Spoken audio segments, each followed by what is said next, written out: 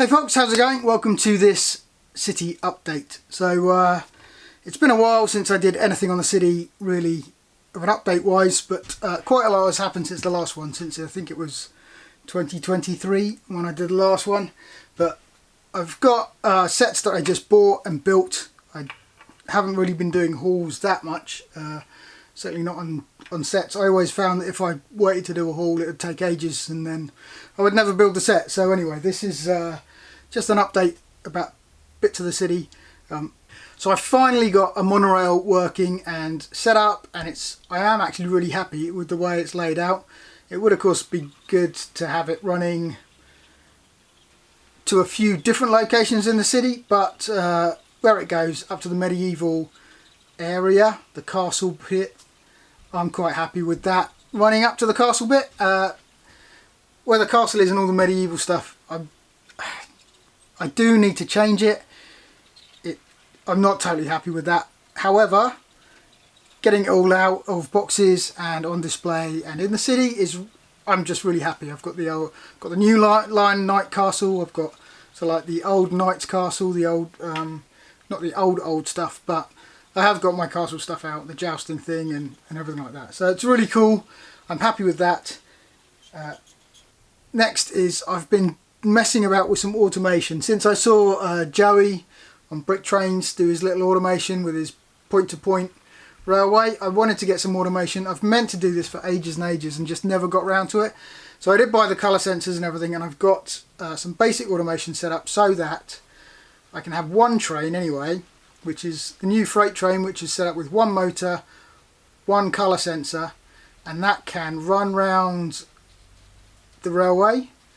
I've got some red tiles on the rails, and as soon as that colour sensor hits those red tiles, the train stops, waits 10 seconds and then starts up again. So that means that if I want the train to stop at a station, I can just put red tiles down, it stops, waits and then starts up again, and then does that until the batteries run out basically. So that is pretty cool. I'm very happy that I've got that going finally.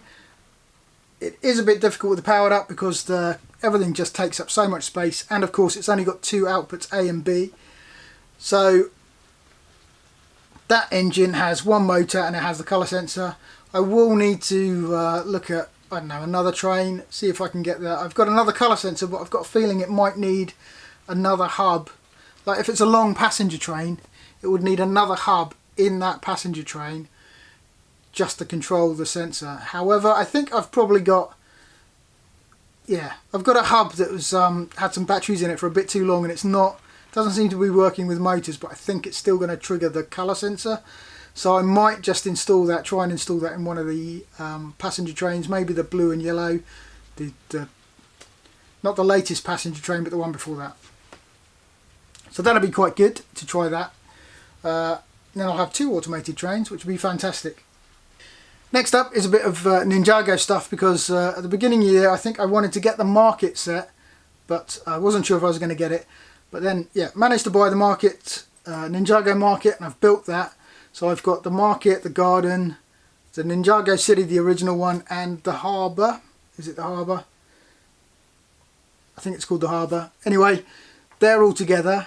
Plus I've also managed to get the Viking village, which I'm pretty happy with as well. If I can move the medieval village around, the medieval town around, and have the Viking village built into that, that's cool. But it is kind of like a coastal area. But it's always tight for space, I suppose.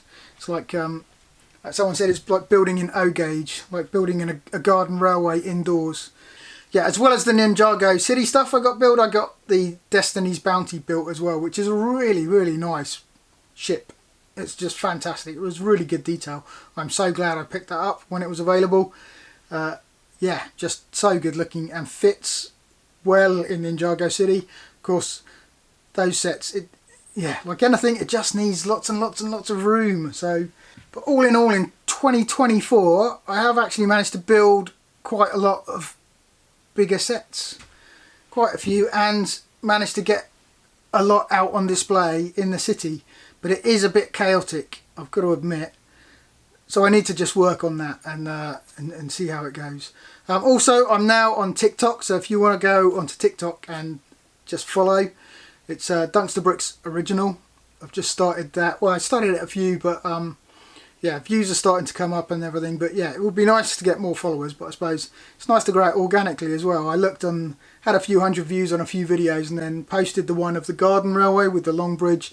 That's like 138,000 views all of a sudden, so it's starting to grow quite well. But yeah, the garden railway is going to be fun to develop over the year as well. So I need to make sure that I'm getting parts to build bigger bridges, because if I can double the size of those bridges and make them stronger, more stable, and maybe build maybe a couple more of those long structures, I can try and do something kind of cool with the railway there.